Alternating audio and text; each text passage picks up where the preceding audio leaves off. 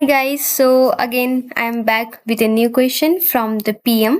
So because ये school uniform काफ़ी student को चैलेंजिंग लगती है, ऑब्वियसली जो हम लोग को बैकग्राउंड दिया हुआ वो इतना छोटा है, उसमें से काफ़ी चीज़ हम लोग को निकालनी है। इसलिए ये क्वेश्चन काफ़ी स्टूडेंट को चैलेंजिंग लगती है, इसलिए मैंने ये क्वेश्चन को चूज़ किया है। तो हम लोग साथ में इस क्वेश्चन को करेंगे। सबसे पहले हम लोग रिक्वायरमेंट पढ़ेंगे। रिक्वायरमेंट क्या है, जैसे कि पता है आपको सेक्शन 80 का क्वेश्चन अराउंड 20 मार्क्स ईच होता है, 2 क्वेश्चन पूछते हैं वो लोग। सो ये भी उसी का पार्ट है फ्रॉम वेरिएंस। गाइज मेरा अगर वेरिएंस का नोट्स पढ़ लो ना, आपको होल वेरिएंस आपको अच्छे से कॉन्फिडेंस के साथ सॉल्व कर सकते हो। और एग्जाम में अगर वेरिएंस का क्वेश्चन आया सॉरी, और एग्जाम में वेरिएंस का क्वेश्चन आ रहा है, आप इजीली उसका मार्क्स को भी स्कोर कर सकते हो। सो वेरिएंस अगर एग्जाम में आए तो you guys are lucky enough, because variance मैं पर्सनली ये चीज फील किया है। वेरिएंस टॉपिक ही ऐसा है, अगर आप कॉन्फिडेंस भी इजीली आ जाता है, because there are lots of calculation, और कैलकुलेशन को समझना है हम लोग को। और एग्जाम में अगर आया तो हम लोग कैलकुलेशन को अच्छे से प्रेजेंट करके एक्सप्लेनेशन करके मार्क्स इजीली गेन कर सकते हैं। ठीक है, सो सबसे पहले हम लोग रिक्वायरमेंट पढ़ते हैं। यहाँ पे 3 रिक्वायरमेंट है फॉर 20 मार्क्स। अब फर्स्ट वाले रिक्वायरमेंट में क्या है, calculate the material variance in as much detail as the information allows for the month of February. So इन्होंने मटेरियल वेरिएंस सिर्फ बोला, ये नहीं बोला कि मटेरियल का जो सब ब्रेक डाउन वेरिएंस जो हमारा है, वो यूजेस वेरिएंस, हमारा प्राइस वेरिएंस, और भी हम लोग ब्रेक डाउन किए थे ना आगे जाके, वो डिटेल में इन्होंने कोई स्पेसिफाइड नहीं किया है। बट जो भी इंफॉर्मेशन क्वेश्चन ने प्रोवाइड किया है उसके बेसिस पे हम लोग को डिटेल वेरिएंस कैलकुलेशन करना है। एक तो ये चीज है, ठीक है, ये चीज मैं हाईलाइट करती हूँ, बाद में मिस ना हो जाए। जितना इंफॉर्मेशन प्रोवाइड किया उसके बेसिस में हम लोग ट्राई करेंगे यहाँ पे मटेरियल वेरिएंस कैलकुलेट करना। दूसरा चीज ध्यान देने वाली बात क्या है, यहाँ पे सिर्फ मंथ ऑफ फरवरी का बोला हुआ है। अगर जनवरी का इंफॉर्मेशन है वी शुड अवॉइड दैट, मार्च का है तो अवॉइड करेंगे, सिर्फ और सिर्फ फरवरी का डेटा लेके कैलकुलेट करना है, जो कि 7 मार्क्स के लिए। अब देखो, मैंने जैसे कि पहले वाले वीडियो में भी बताया था, स्टूडेंट फेल होते हैं, नहीं हो ऐसा नहीं है। पीएम एक सबसे टफेस्ट पेपर है स्किल लेवल का, स्टूडेंट फेल होते हैं नो डाउट, बट फेल होना डज नॉट मीन कि मुझे टेक्निकल पार्ट नॉलेज लैकिंग है। Sometime they miss the technique, sometime due to time management also student fail in this subject. ठीक है, इसलिए time management is very important. वो आपको सिर्फ और सिर्फ प्रैक्टिस करके ही मैनेज होगा अंडर टाइम फ्रेम कंडीशन। अगर स्टार्टिंग में तुरंत ही क्वेश्चन स्टार्ट किया, it will take a time to build up the page, but once you will get familiar with all those, उसके बाद टाइम रिड्यूस होते जाएगा। याद है लर्निंग कर्व में भी हम लोग ने वही पढ़ा था, अगर कोई भी हम लोग नया जॉब फर्स्ट टाइम करते, it will take a time, but उसी को हम लोग रिपीट करते रहे और सेम चीज करते रहे, तो विथ पैसेज ऑफ टाइम हमारा जो टाइम लग रहा है उस टास्क के लिए वो ऑटोमेटिकली कम हो जाते हैं, कम हो जाता है। ठीक है, सो यहाँ पे देखो वेरिएंस का फॉर्मूला आपको पता है। ठीक है, अब मान लो कि क्वेश्चन हड़बड़ में पढ़ा, लाइक थोड़ा जल्दबाजी में पढ़ लिया क्वेश्चन, टाइम टिक टिक टिक टिक टिक स्क्रीन पे कर रही है, ये फिर भी भूल गए हम लोग। देखो कैलकुलेशन तो आपने परफेक्ट किया, ठीक है, क्वेश्चन ने जो पूछा ही किया, बट आपको मार्क्स तो नहीं मिलेगी। मार्क्स लेना है तो हम लोग को सिर्फ और सिर्फ क्या करना है, रिक्वायरमेंट ने जो पूछा वो सब चीज कवर होना चाहिए।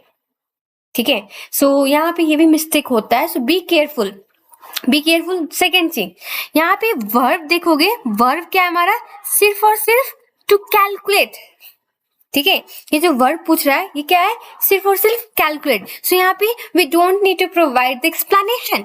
सो यहाँ पे स्टूडेंट क्या करते हैं, उनको पता होता है एक्सप्लेनेशन, वो अच्छे से एक्सप्लेन करने में टाइम वेस्ट करते हैं, जिसकी वजह से पेपर का टाइम मैनेजमेंट अच्छे से नहीं हो पाता, क्वेश्चन छूटने के चांसेस होते हैं, नो डाउट क्वेश्चन छूटने के चांसेस होते हैं। तो इसीलिए सबसे पहले रिक्वायरमेंट पढ़ रहे हो तो मार्क्स देखो 7 मार्क्स के लिए। सेकंड इंपॉर्टेंट थिंग्स, उस रिक्वायरमेंट में क्या क्या चीज बोला गया है करने को। ठीक है। और रिक्वायरमेंट में, उस रिक्वायरमेंट में एक ही चीज करने के लिए बोला गया है या मल्टीपल थिंग्स है, वो भी ध्यान देना पड़ेगा। यहाँ पे सिर्फ और सिर्फ कैलकुलेट करने के लिए बोला है, वो भी मटेरियल वेरिएंस, लेबर का कैलकुलेट नहीं करना है हम लोग को, बाकी का जो हमारा वेरिएबल ओवरहेड वेरिएंस है वो सब कैलकुलेट नहीं करना है, सिर्फ और सिर्फ मटेरियल वेरिएंस कैलकुलेट करना है। उसके बाद स्पेसिफिक किस मंथ का, सिर्फ और सिर्फ फरवरी का करना है। थर्ड, आपको वर्ब भी ध्यान देना पड़ेगा। एसीसी वर्ब का मैंने सेपरेट वीडियो अपलोड किया हुआ है, अगर आपको वो वीडियो चाहिए मुझे कमेंट करो एसीसी वर्ब, मैं आपको लिंक भेज दूंगी। बट एसीसी वर्ब को भी उतना ही इंपॉर्टेंटली देखो, क्योंकि एसीसी वर्ब बताता है कि एग्जामिनर हमसे क्या एक्सपेक्ट कर रहा है। समटाइम हमको जो पता होता है वो लिख के आते हैं, but examiner is expecting something different, वहां पे भी उसका एक्सपेक्टेशन मीट नहीं होगा तो मार्क्स फुल नहीं आएगा, फेल होने के चांसेस बढ़ जाते हैं। एक एक मार्क्स इंपॉर्टेंट है, पीएम में एक एक मार्क्स इंपॉर्टेंट है, because many of them fail at 48 49 and which is very too close to the passing marks. ठीक है, इसीलिए फर्स्ट चीज हम लोग ने यहाँ पे कवर कर लिया। नाउ आप सेकेंड का रिक्वायरमेंट पढ़ते हैं। सेकेंड में भी वर्ब सिर्फ और सिर्फ बोला टू कैलकुलेट। ठीक है, calculate the labour efficiency variance in as much detail as the information allow for the month of February. So ये 5 मार्क्स का है। ठीक है, अब देखो यहाँ पे भी उन्होंने एसीसी वर्ब एक यूज किया, that is to calculate, so we don't need to provide explanation, so we should not waste our time in providing the explanation. ठीक है, सेकेंड थिंग्स, यहाँ ऊपर में मटेरियल वेरिएंस बोला था, उन्होंने मटेरियल यूजेस वेरिएंस का डिटेल नहीं मांगा, उन्होंने मटेरियल प्राइस का भी नहीं बोला, सिर्फ और सिर्फ मटेरियल वेरिएंस का नाम दिया और बोला जितना डिटेल हो सके कैलकुलेट कर लो। बट यहाँ पे उन्होंने क्या बोला, लेबर इफिशिएंसी वेरिएंस का जितना डिटेल हो सके आप कैलकुलेट करो, बट अगेन किस महीने के लिए, फरवरी के लिए, ये भी ध्यान देना। और यहाँ पे देखोगे सिर्फ और सिर्फ मार्क्स 5 है। ठीक है, 2 चीज। नाउ थर्ड पार्ट में क्या आता है, assess the performance of production manager for month of फरवरी। तो अब यहाँ पे आता है एक्सप्लेनेशन का पार्ट, यहाँ पे कुछ कैलकुलेशन नहीं है और मार्क्स भी देखोगे वेटेज ज्यादा कैरी करता है as compared to the other 2 requirement, 8 marks का है। ठीक है, और यहाँ पे वर्ब्स क्या यूज किया है, असेस। मैं अगेन बोल रही हूँ, आपको एसीसी वर्ब का मीनिंग सब चाहिए, लिस्ट चाहिए, मैंने एक सेपरेट वीडियो ऑलरेडी अपलोड किया था, आपको उसके लिंक चाहिए तो मुझे जस्ट कमेंट में बोलो एसीसी वर्ब, मैं आपको लिंक सेंड करने के लिए रेडी हूँ। ठीक है, सो नाउ यहाँ पे एसेस का मतलब होता है कि आप उसका पॉजिटिव और नेगेटिव एक्सपेक्ट को दोनों को कंपेयर करके लिखना। सिर्फ यहाँ पे अच्छी बातें भी नहीं करनी है, यहाँ पे सिर्फ बुरी बातें भी नहीं करनी है, दोनों को वेटेज इक्वल देके हम लोग को यहाँ पे एक्सप्लेनेशन करना है। ठीक है, किसका एक्सप्लेनेशन करना है, प्रोडक्शन मैनेजर का परफॉर्मेंस को। ठीक है, ये बात है। सो ये हमारा 20 मार्क्स का हम लोग ने रिक्वायरमेंट का part, we did it very well. ठीक है, ऑब्वियसली हम लोग रिक्वायरमेंट सबसे पहले पढ़ेंगे, रिक्वायरमेंट बहुत इंपॉर्टेंट है ना, क्वेश्चन क्या पूछ रहा है वो तो पता चले, राइट। सो अब हम लोग बैकग्राउंड पे चलते हैं, क्वेश्चन का बैकग्राउंड क्या है। So company school uniform company manufacture school uniform. Simple, company क्या करती है, कंपनी स्कूल यूनिफॉर्म मैन्युफैक्चर करती है ना। सो इसमें यहाँ पे बिजनेस का नेचर पता चलता है, कंपनी क्या करती है। One of its largest contract is with the Girls Private School Trust (GPST), which has 35 schools across the country, all with the same school uniform. ठीक है, ये GPST है, ये सबसे इसका बिगेस्ट कस्टमर है, किसका, स्कूल यूनिफॉर्म कंपनी का। क्यों, क्योंकि ऑब्वियसली ये इस यहाँ पे उनका 35 स्कूल है अक्रॉस द कंट्री, जहाँ पे सेम स्कूल यूनिफॉर्म वो लोग वेयर करते हैं स्टूडेंट सारे स्कूल में। सो यहाँ पे अभी हम लोग ये चीज दिमाग में रख सकते हैं, मेजोरिटी ऑफ द सेल्स या फिर जो हमारा मेन कस्टमर कौन है, जीपीएसटी, किसका, स्कूल यूनिफॉर्म कंपनी का। ठीक है, after a recent review of uniform at the GPST school, the school spring summer dress has been redesigned to incorporate a dropped waist band. Okay, so अब यहाँ पे दिक्कत आई, अब प्रॉब्लम आई। सो ऑब्वियसली आप देख रहे हो क्वेश्चन किस तरफ जा रही है, operational and planning variance, definitely, क्योंकि हम लोग ने पढ़ा था प्लानिंग एंड ऑपरेशनल वेरिएंस कब कैलकुलेट करते हैं, when the things are not under control, और जिसकी वजह से परफॉर्मेंस में इम्पैक्ट आ जाए। एग्जाम्पल लेती हूँ मैं, अभी छोटे से एग्जाम्पल से समझाती हूँ। Just planning and operational variance का जस्ट टॉपिक नेम आया, तो उसके लिए मैं जस्ट एक ब्रीफ एक्सप्लेनेशन देती हूँ कि ये क्यों आया ये वेरिएंस। मटेरियल का ऑब्वियसली हम लोग अगर मैन्युफैक्चरिंग इंडस्ट्री में डील करते हैं तो मटेरियल इज वेरी इंपॉर्टेंट है ना, गुड्स, फिनिश्ड गुड्स बनाने के लिए। अब मैं परचेजिंग मैनेजर मटेरियल को परचेज किया, ठीक है, मेरे कंट्री में सपोज एग्जांपल लेते हैं, जैसे अभी प्रोटेस्ट वगैरह हुआ था कंट्री वगैरह में, जिसकी वजह से लॉजिस्टिक वगैरह बंद हो गया, मटेरियल, या फिर वो जो वॉर हुआ था ना, तो वॉर की वजह से भी प्राइस वगैरह चेंजेस हुए थे ना ऑयल का, और महंगा हो गया था। तो अब इसकी वजह से मैंने हायर प्राइस पे करके, हम लोग ने बजट किया सपोज 10, बट ये ड्यू टू वॉर, लाइक जो इकोनॉमिक कंडीशन की वजह से अब हम लोग ने उस ऑयल को 12 में परचेज किया, 12 में। So now we according to budget we have decided we will pay 10, और बजट कुछ महीने या फिर जैसे कि अब ऑब्वियसली हम लोग बजट एडवांस में प्रिपेयर करते हैं ना साल के लिए, तो वो एडवांस में बना हुआ था। उस टाइम ऐसा सिचुएशन कुछ था नहीं, तो हम लोग ने बजट को प्रिपेयर किया। बट जब बजट हम लोग एक्शन में लेके आए तब ऐसा इवेंट आया, और एक्चुअली में वी हैव टू पे 12 फॉर द ऑयल, और ऑयल हमारा एक मटेरियल है जो हमारा मैन्युफैक्चरिंग में यूज होता है। सपोज ऐसे देखा जाए तो उस मैनेजर ने, परचेज मैनेजर ने ज्यादा पे किया है, ऑब्वियसली वेरिएंस क्या आएगा, नेगेटिव में आएगा। परफॉर्मेंस बुरा देखा ना उसने, तो कॉस्ट सेविंग नहीं किया, उसके वजह से उसको बोनस नहीं दिया, वो बंदा बहुत डिमोटिवेट हुआ। बट थिंग्स अगर देखा जाए, अगर डिटेल के पर्सपेक्टिव में जाके, वो चेंज इन प्राइस वो तो that are due to that factor which are not under our control, हमारे कंट्रोल में था ही नहीं, वो तो सिचुएशन ऐसी थी, है ना, वो तो ऐसे कंट्री का इकोनॉमिक ऐसा था, उसके वजह से चेंज हुआ। ये इसके कारण तो हमारा बजट को रिवाइज करना चाहिए था, ना कि हमारे परफॉर्मेंस पे नेगेटिव का धब्बा लगा के बस बोनस मत दो करके, ऐसा कम्युनिकेशन नहीं होना चाहिए था। सो इसीलिए मैनेजर बहुत डिमोटिवेट हुआ। इसीलिए प्लानिंग एंड ऑपरेशन वेरिएंस का कॉन्सेप्ट आया, क्योंकि बजट एडवांस में बनता है, जब इम्प्लीमेंट करते हैं सिचुएशन कुछ अलग होता है। अगर ऐसा कुछ सिचुएशन चेंजेस आ रहे हैं जो हमारे कंट्रोल में नहीं है, उस केस में हम लोग को बजट को रिवाइज करना चाहिए, तब हम लोग उसको मैनेजर को देना चाहिए, तब इम्प्लीमेंट करके मैनेजर को उसके एक्शन में लाने का परमिशन देना चाहिए, राइट। बजट रिवाइज हुआ, अब ओरिजिनल बजट था, फिर उसका रिवाइज बजट हुआ, अब एक्चुअल रिजल्ट आया। जो ओरिजिनल बजट और रिवाइज बजट में जो डिफरेंस आएगा, that is known as planning variance.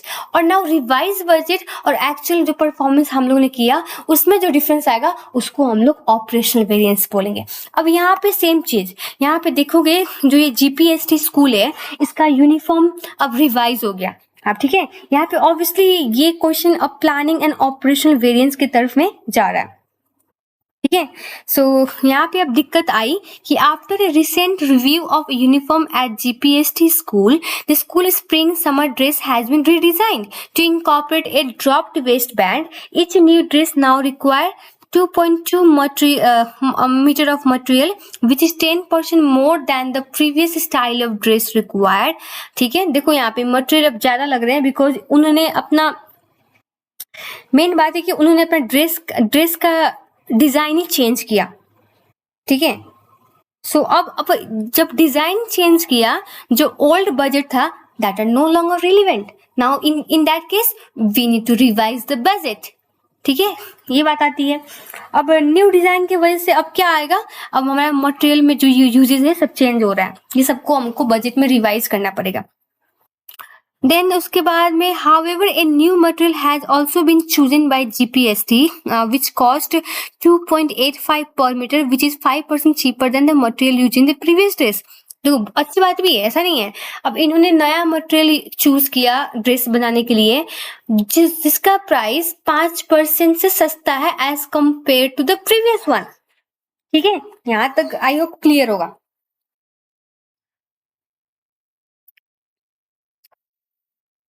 तो अब यहाँ पे ये चीज़ दिमाग में रखो, जब हम लोग मटेरियल वेरिएंस का प्लानिंग एंड ऑपरेशन जब कैलकुलेट कर रहे होंगे तब यहाँ पे ये सब यूज होगा, ठीक है।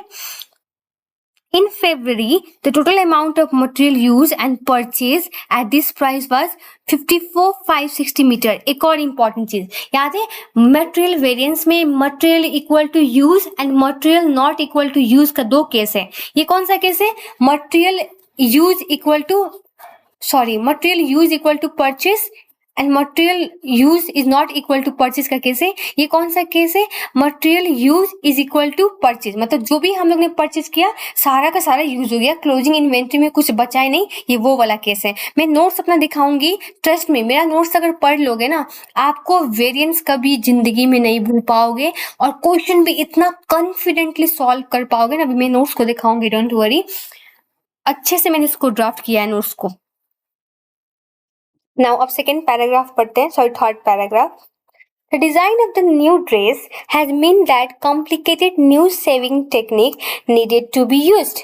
ठीक है, अब ये न्यू डिजाइन जो हुआ, रिडिजाइन हुआ है ड्रेस का, इसके वजह से हम लोग को complicated new saving technique need to be used.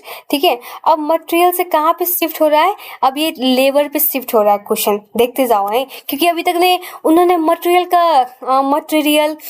का डिजाइन सभी चेंज किया था, ड्रेस का डिजाइन। अब इन्होंने क्वेश्चन को लेबर की ओर शिफ्ट कर रहे हैं। Consequently, all staff required training before they could begin the production. ठीक है, so now obviously new technique हम लोग यूज कर रहे हैं तो हम लोग को स्टाफ को तो ट्रेनिंग देना पड़ेगा, है ना। ट्रेनिंग अब यहाँ पे लर्निंग कर्व का इंक्लूड शायद में भी किया हो, ऐसा मुझे लग रहा है। The manager of saving department expected each of the new dress to take 10 minutes to make as compared to 8 minutes per dress for the old style. से अब यहाँ पे लेबर में भी प्लानिंग एंड ऑपरेशन मुझे लग रहा है आ रहा है, बिकॉज टाइम चेंज हो रहा है। देखोगे तो टाइम चेंज हो रहा है, अब 10 मिनट लगेगा, क्योंकि पहले अब कितना लगा था? 8 मिनट। ठीक है, सो ये जस्ट 2 मिनट एक्स्ट्रा किसके लिए? नया डिजाइन की वजह से हो रहा है। ठीक है, सो ऐसे देखा जाए तो मान लो प्लानिंग ऑपरेशन वेरिएंस नहीं होता, ऐसे देखा जाए तो लेबर ने तो ज्यादा टाइम लिया, उनका इनएफिशिएंसी दिख रहा था, बट एक्चुअल में this was due to the factor which was not under their control. ये नया डिजाइन अचानक लेके आया जीपीएसटी ने, उसके वजह से ये टाइम एक्स्ट्रा लेके आ रहा है। ठीक है, SU means school uniform. Company has 24 staff, each of whom works 160 hours per month and is paid wages of 12 per hour. ठीक है, सो यहाँ पे उन्होंने अब लेबर का कैपेसिटी सबका लाइक बता रहे हैं कि उनके पास कितना लेबर है। 24 स्टाफ है जो 160 आवर्स पर मंथ काम करते हैं, और उनका वेजेस रेट ये भी हम लोग को काम लगेगा। अभी सभी सर जितने भी फिगर सब काम लगेगा। All staff worked all of their contracted hours in the February on production of GPST dress and there was no idle time. See, question was so simple, क्योंकि लेबर के केस में एक ideal time का भी case होता है, जब productive hour is, जब जितना हम लोग ने पे किया उसमें से कुछ productive as well as non productive होता है, उस केस में आइडल टाइम का केस आता है। जब जितना काम किया वो फुल्ली प्रोडक्टिव है, उस केस में आइडल टाइम का केस नहीं आता है। इन्होंने सिंपल भाषा में बोल दिया ये यहाँ पे आइडल टाइम है ही नहीं। ठीक है, और एक और चीज क्या बोल रहे हैं, लेबर रेट वेरिएंस भी नहीं आया था फरवरी में। ठीक है, इन्होंने ये भी बोला activity level for February were as follows. So यहाँ पे budgeted production and sales figure दिया है और एक्चुअल भी दिया है। Production manager at SU company is responsible for all purchasing and production issue which occur. अब यहाँ पे देखो नया इश्यू आएगा। यहाँ पे उन्होंने प्रोडक्शन मैनेजर को परफॉर्मेंस भी इवैल्यूएट करने के बोला था नीचे में। थर्ड याद है, देखो यहाँ पे assess the performance of production manager. So यहाँ पे प्रोडक्शन मैनेजर क्या कर रही है? Manager is responsible for both purchasing as well as production. ठीक है, सो तो मटेरियल प्राइस, यूजेज और लेबर इफिशिएंसी को असेस करते वक्त मैनेजर की रिस्पॉन्सिबिलिटी भी हम लोग देखेंगे, but again responsibility is not equally automatically blame का पॉइंट बनता है, वो भी हम लोग को देखना है। ठीक है, अभी हम लोग ये चीज देखेंगे, ये इश्यू जब परफॉर्मेंस इवैल्यूएट करेंगे तब। SU company use standard costing. Usually, every time a design change take place, the standard cost card is updated prior to the production commencing. So वो क्या बोल रहे हैं, वो स्टैंडर्ड कॉस्ट ही यूज करते हैं और जब भी डिजाइन चेंज होता है ना उस टाइम वो स्टैंडर्ड कॉस्ट कार्ड को अपडेट करते हैं prior to production commences. Production start होने से पहले वो स्टैंडर्ड कॉस्ट कार्ड को अपडेट करते हैं. However, company accountant responsible for updating the standard has been off sick for last 2 months. See, जो अपडेट करता है वही बंदा 2 महीने से छुट्टी पे है, सिक लीव पे है. ठीक है. Consequently, the standard cost card for the new dress has not yet been updated. See, एक और पॉइंट आया, ये मैनेजर का जब परफॉर्मेंस इवेल्युएट करेंगे वहां पे ये यूजफुल हो सकता है. So question is very small. को देखा जाए तो सिनेरियो बहुत स्मॉल है एंड यहाँ से काफी कुछ हम लोग को एक्सप्लेन करना है, but we will try to use the scenario as much as we can. ठीक है. सो आई होप यहाँ तक क्लियर होगा. और गाइस ट्रस्ट मी, मैं अपना अगर नोट्स दिखा दूं ना, आप पक्का नोट्स मांग लोगे मेरे से. नोट्स में मैंने ये होल वेरिएंस के टॉपिक को इतने अच्छे से कवर किया है, आप वो नोट्स पढ़ लो. It's enough, it's enough. सारे क्वेश्चन बनेंगे, सारे question A to Z Kaplan की हो, BPP की हो, स्टडी हब की हो. वेरिएंस आपका फेवरेट टॉपिक हो जाएगा. ट्रस्ट में वेरिएंस आपका फेवरेट टॉपिक हो जाएगा अगर वो नोट्स देख लोगे तो. मैं क्योंकि वेरिएंस बहुत इजी टॉपिक लगता है मेरे अकॉर्डिंग, मेरे एक्सपीरियंस के according. So variance that's why it was my favourite topic during my time. और यहाँ से मार्क्स गेन करना भी बहुत ईजी है. अगर देखो ना आप नॉर्मल परफॉर्मेंस अगर इवैल्यूएशन का क्वेश्चन होता है वहाँ पे 20 में से 5 मार्क्स सिर्फ कैलकुलेशन का होता है, रेस्ट 15 to 17 18 मार्क्स जो भी आपका एक्सप्लेनेशन का देता है. बट वेरिएंस में अच्छी बात क्या है, देखो यहाँ पे 5 + 7 13 मार्क्स कैलकुलेशन के लिए. अगर मैं अपना नोट्स दिखा दूं, अगर वो आपको चार्ट मिल जाए, वेरिएंस ये 13 marks, it's very easy to achieve. Explanation का पार्ट तो बाद में आता है. ठीक है. बट ये इसमें कैलकुलेशन के पॉइंट ऑफ व्यू से मार्क्स गेन करना is quite easy in the variance. इसलिए वेरिएंस को मत छोड़ो. Have a confidence in this topic because exam में अगर आया तो समझना आप लकी हो, सारे मार्क्स इजीली आप उठा सकते हो. तो गाइज वीडियो लंबी हो गई है, अब ड्राफ्टिंग का पार्ट हम लोग नेक्स्ट पार्ट में करते हैं. तब तक stay tune with my channel. I hope यहाँ तक समझ में आया होगा आपको. कुछ भी डाउट हो let me know in the comment box. Obviously I will answer each of you. जो भी कमेंट करते हैं मैं सबको रिप्लाई करती हूँ एक एक करके.